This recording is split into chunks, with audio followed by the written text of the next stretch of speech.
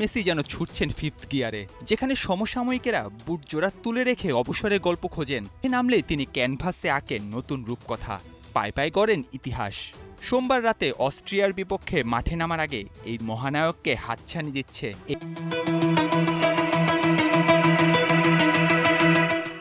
Algeria ম্যাচে হ্যাটট্রিকের সেই অতিমানবীয় বিস্ফোরণ, আর তাতেই ইতোমধ্যেই জার্মানি মিরোস্লাভ ক্লোসার ১৬ গোলের চূড়ায় ভাগ বসিয়েছেন মেসি। বিশ্বকাপের ইতিহাসে এককভাবে সর্বোচ্চ গোলদাতার সিংহাসনটা চিরতরে নিজের করে নেবেন এই মহাতারকা।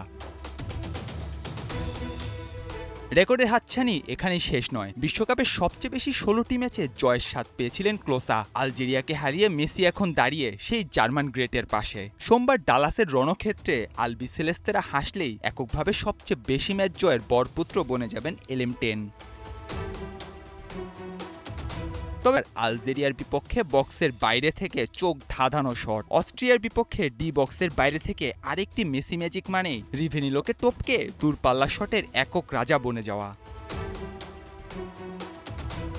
এখন কোটি ফুটবল ভক্তের মনে প্রশ্ন, অস্ট্রিয়ার বিপক্ষে এই ম্যাচেই কি মেসির পায়ে ভাঙবে ক্লোসার রেকর্ড?